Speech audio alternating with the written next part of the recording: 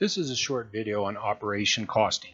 Operation costing is a hybrid between job order costing and process costing, two types of formal costing systems that we've already looked at. So what are the key characteristics of a job order costing system?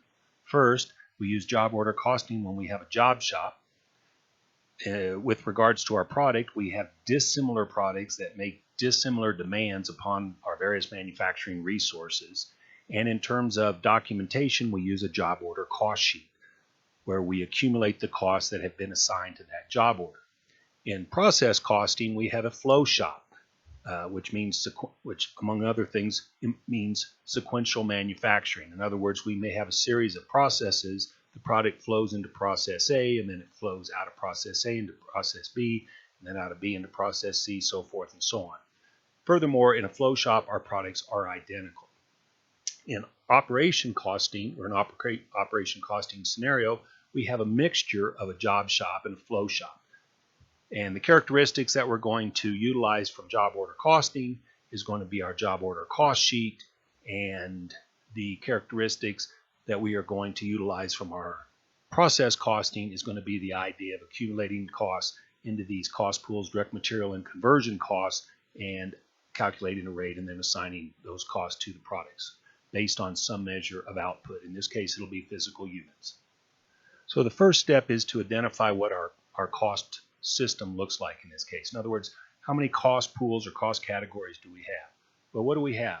We have 5 different conversion operations here, 5 different conversion processes, and we also have, it appears, 2 different types of materials used for the 2 different products that we are manufacturing. So let's lay this out in a visual way. Here's the material, that one type of direct material, here's another type of direct material, and here are our 5 different cost pools that relate to our conversion costs. Next, we simply need to determine or identify which of these different cost pools will be utilized by the 2 different products, which we have identified here. Our simple, more basic product uses this type of material and it utilizes this process, painting and packaging. Our more luxury product utilizes a superior type of direct material. It appears to be, given the fact that it's considerably more costly. It also utilizes the cutting process. Instead of painting, it utilizes the more expensive staining process. It is also an assembly product, and likewise, it needs to be packaged. So now that we've identified all our cost pools, what's the next step? The next step is to take our costs, which we will accumulate in those cost pools, and then calculate an allocation rate. In order to calculate that allocation rate, we need to answer 2 questions. Are we going to use normal costing or are we going to use actual costing? Well, in this problem, we're using normal costing. How do I know that? Because all the information we have here is budgeted information. In terms of our cost allocation base, in operation costing, as in a flow shop, we're going to use some measure of production output, in this case, units of output. So first, let's calculate the allocation rates for direct material. Okay, the budgeted direct material cost that's going to be used for making our basic product is $52,000. The budgeted direct material cost for manufacturing our luxury product is going to be $180,000. The number of units that we are budgeting to manufacture of our simple product is 400 units, and the number of units we are budgeting to manufacture of our more complex product is 1,500. So our allocation rate, our normal allocation rate for our simple direct material is $65 per unit, and our allocation rate for our more expensive material, which will be used in our luxury product, is $120 per unit. Next, we need to do the same thing for our 5 different conversion cost pools. The costs that we will be allocating are the budgeted costs, which are found right over here.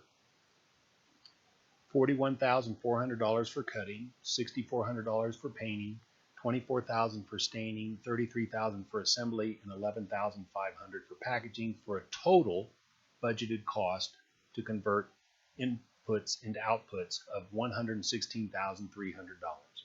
Okay, the next step is to determine the amount of volume, the amount of production that will utilize each one of these manufacturing processes. So cutting is utilized by both products. Painting is only utilized by our simpler product. Staining is utilized by our more complex product. Assembly is utilized by our more complex product. And packaging is utilized by both our basic and more luxury product. So that allows us to calculate the total amount of production that will utilize each one of these 5 different types of conversion activities. We now have our numerator, we have our denominator. We can now calculate our normal allocation rate for each one of these conversion cost pools.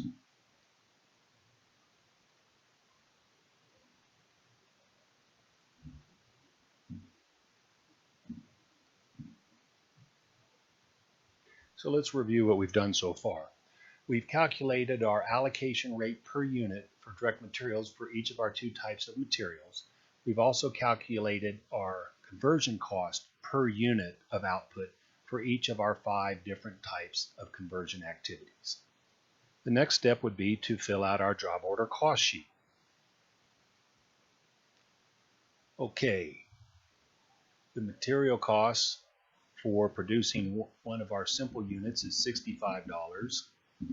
The material cost for our complex unit is $120 per unit. The cutting cost for our simple product is $18 per unit. Both of our products utilize that activity, so both of them are going to be allocated that cost.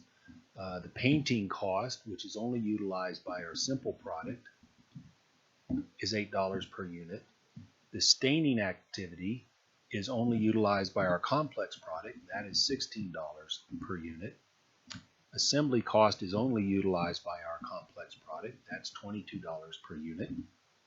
And both of our products need to be packaged, and that's $5 per unit.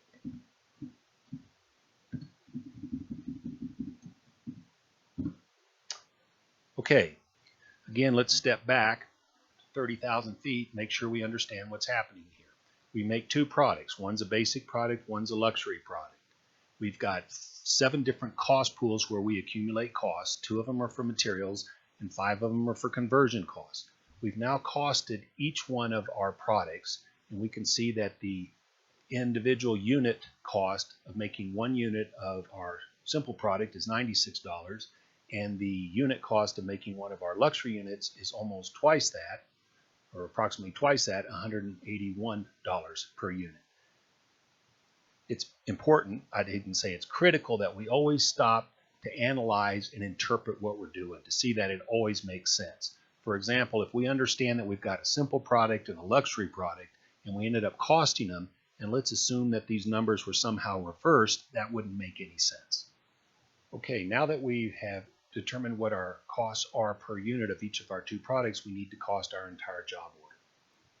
This particular job order was to produce how many units of our simple product? I believe it was 250. And how many units of our complex products? 400. Okay, how can we use these quantities of our product here, but up here we're using these quantities? Well, these quantities here are budgeted annual production, or in this, not annual production, but monthly production for the month of December. And this quantity right here is the actual quantity produced in this job order. Okay, let's review very quickly what we did. First, we identify the problem. We see that it has to do with operation costing. This is data. This I have no interest in. I'm not interested in what they're asking me to do, because what I'm going to do is I'm going to figure out everything that's going on, and then I can answer any of the questions that they might pose to me. So we have an operation costing scenario. The first thing that we want to do is identify the different cost pools that we have. We've done that up there, and the demand that our different products make on those cost pools. So this right here is a picture of what's going on. We make 2 different types of products.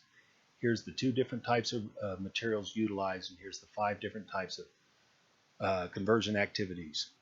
Then for each one of these, we need to calculate an allocation rate. We have to decide whether that's going to be a normal rate or an actual rate. So here we've calculated our normal rates for both of our types of materials. How do I know that it should be a normal rate? Because all this information is budgeted information. information. If it were actual information, then this would be actual costing. We do the exact same thing down here for our 5 different conversion activities. Once we've calculated our allocation rates, and these are allocation rates per unit of output, then we can come down here and we can allocate cost to the production of 1 unit of each of our 2 different types of products. That's what we've done right here. So we come up with a total unit cost for making 1 unit of our simple product, which is $96. We come up with a total unit cost of making 1 unit of our complex product, which is this one right here, and that's $181. This particular job order was to produce 250 of our basic product and 400 of our luxury product. So we would multiply those quantities by our unit cost, and this gives us the total cost for the production of this product for this job order, and this right here is the total production cost for this quantity of this product. So our total costs for this job order, which involves making 250 units of 1200A and 400 units of 1250A, is $96,400. Okay, that's it.